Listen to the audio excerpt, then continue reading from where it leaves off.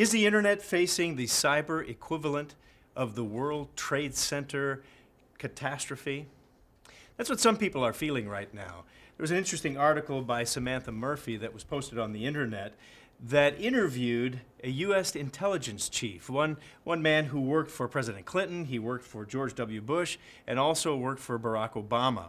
And he said something very interesting. Here's a quote from John McConnell. He said, "We have had our 9/11 warning. Are we going to wait for the cyber equivalent of the collapse of the World Trade Centers?" Then he went on to detail what a large-scale cyber attack would mean. He said, when the power doesn't work, you can't get money, you can't get out of town, you can't get online, and banking and the function to make the world work starts not to be reliable, he said this, that is a cyber Pearl Harbor, and it's achievable. And so the article goes on as he points out, are we ready for it? What should we do about this? We know that it's possible, but are we going to do anything about it? This is just one of many articles that have been talked about for several years on the vulnerability that the United States, being one large nation, has with its power grid. We have an aging, antiquated power grid that is in desperate need of being upgraded. Hurricane Sandy, even on the East Coast, New Jersey and New York recently demonstrated that as well.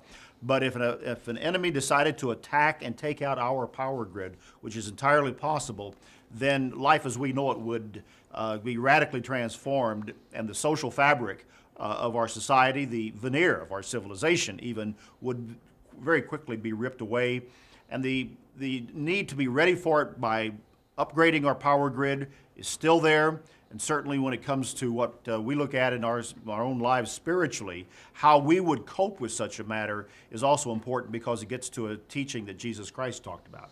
Yeah, I think that's an important aspect of what we need to think about here. We're right at the anniversary of the bombing of Pearl Harbor, and you know, we had a feeling those things could happen, and yet it still came about. We didn't do enough to stop it. 9/11 had its warnings, and yet did we do enough to be sure it wouldn't come about? Christ warned about that, especially when you think about it spiritually speaking. Yeah, in Matthew chapter 24, especially in the section beginning in verse 36, where he talked about the days of Noah and drawing the parallels between the time of Noah and the time before the coming of the Son of Man, he said, be ready.